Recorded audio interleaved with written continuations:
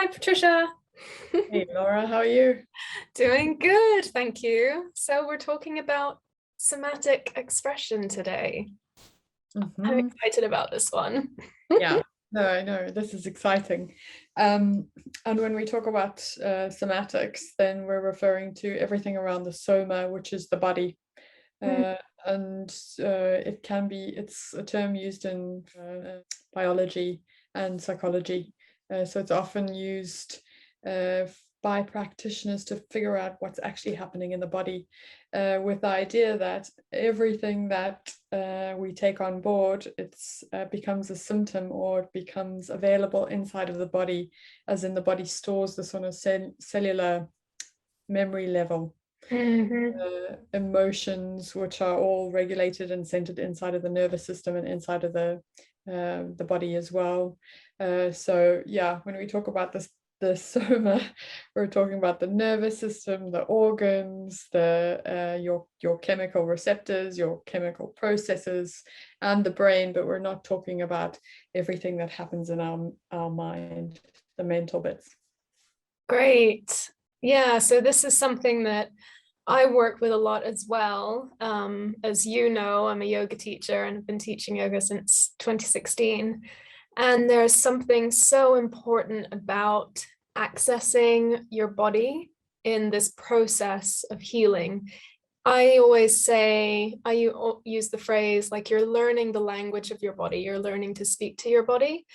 And through that you can start to recognize, what does stress look like? How do different experiences land and stick in my body? And then moving beyond that to somatic experiencing, you can actually release the physical symptom, and through that release the emotional and the mental symptom as well.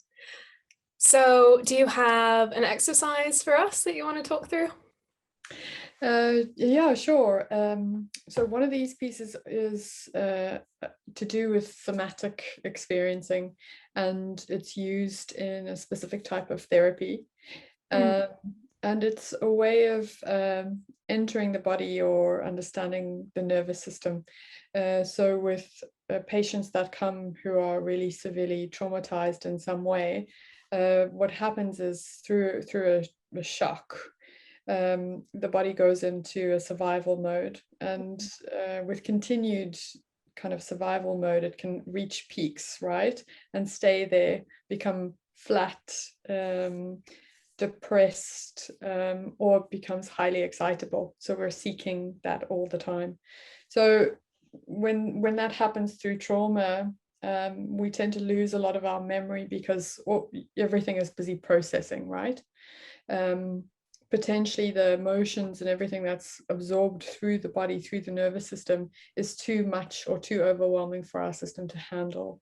So mm, there are times when we can't use the defenses that we have naturally to make sense of what's going on, and that potentially is, where we can get blocks in our memory, in what is happening, because we don't have the ability to process. So if you go to a somatic practitioner, what they'll do is walk you through um, a process called resourcing. So resourcing is essentially making friends with our nervous system first and keeping ourselves in the safe space so that we're feeling grounded and we're feeling happy and comfortable, in order that we can just go and touch on something that might have happened, that might have been traumatic. But we don't want to keep people inside of that traumatic experience, because it is just too overwhelming and too much, and can kind of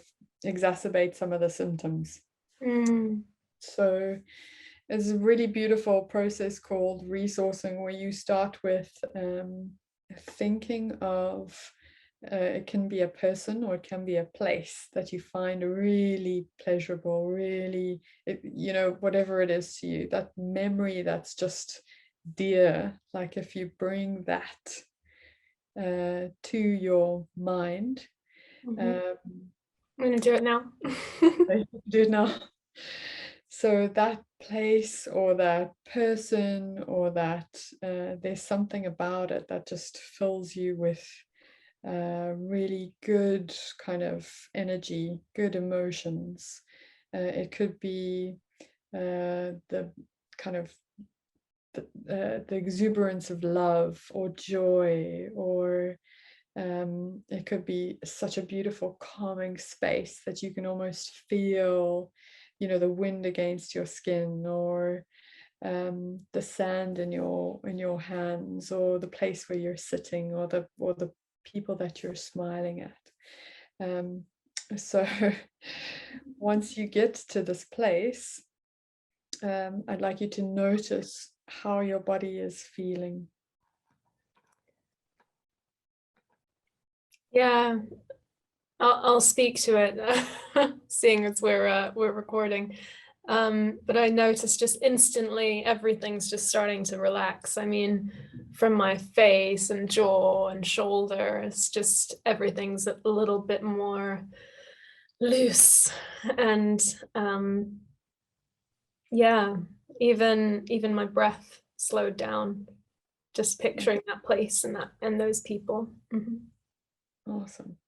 So what we want to do is, and you can do this even more, just start to create this even more deeply and go back to these places Mhm. time and time again. So Yeah, absolutely. You're moving from that sympathetic nervous system, that state of fight or flight or freeze or fawn, into your parasympathetic nervous system. Again, something that we work with in yoga, and really accessing that more subtle and yin part of yourself. And I can see how creating that safe cocoon around you would allow you to go in and process some more difficult memories.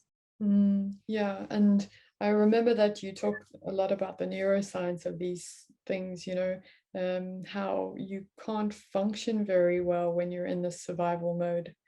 So it's being able to resource enough so that you can access more.